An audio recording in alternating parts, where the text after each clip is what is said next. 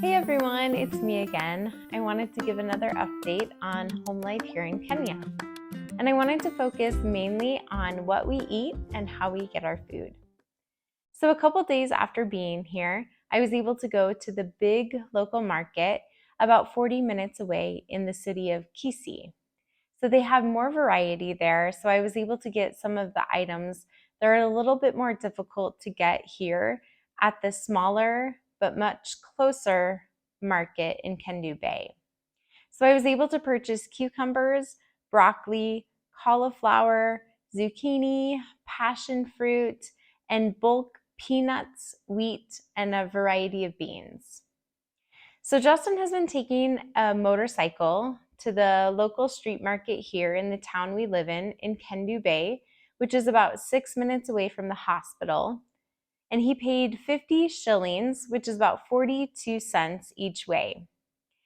And every week he takes his backpack and fills it full of food, and whatever he can find is what we eat for the week.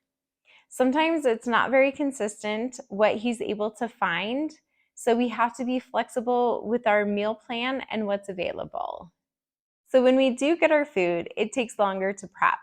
We have to sort our beans and our rice and pretty much anything for bugs, rocks, dirt, and even plastics. So it's quite the process, and it's very tedious and takes quite a while. For example, we made our own peanut butter, and we had to sort, we had to roast it, peel it, and then blend it into peanut butter. So if everything is sorted and ready, we often lose power at very random times and without warning. So we have to be flexible on when we eat and what we eat. So the last 2 nights, the power went out from about 4:30 p.m. until 9 o'clock p.m.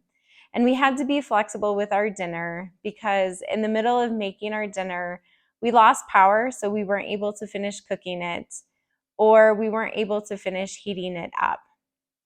And we also didn't want to open the fridge because we never know how long the power is going to be off. And food goes bad here pretty quickly because of the constant power outages. And sometimes the power will be off for a couple minutes, and sometimes it'll be off for several hours. So we just have to be flexible. So some of the items that are difficult or expensive to get here are nuts, seeds, dried fruit, tofu, which you can get from Nairobi, but they are more expensive. And also lettuce, because a lot of the people here don't eat a lot of raw things because it's not safe.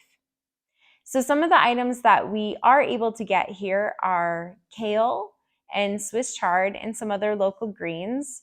We're able to find bananas, pineapple, watermelon, mangoes, avocado, potatoes, tomato, onion, limes, oranges, sweet potato, cabbage, squash, peppers, rice, and beans. So most of the food that we buy it from the street because it's difficult to go to the store and more expensive. So we just have to make sure that we clean our food and wash everything properly so we don't get sick.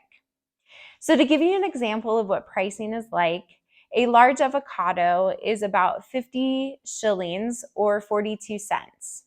Now mangoes vary, so for about 5 small, it's 100 shillings or about 83 cents. Or one big one is 50 shillings or 42 cents. To get 6 Roma tomatoes, it's about 50 shillings or 42 cents. So another thing related for the food is the cleanup. So we have to clean up our food on the counters and on the floor right away because we have lots of little critters that are very hungry. And if we don't clean up right away, we have cockroaches and hundreds of ants all over.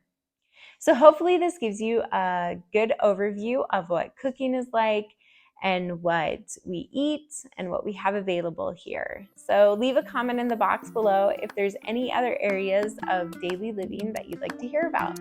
Thanks for watching, and we'll see you next time. Bye.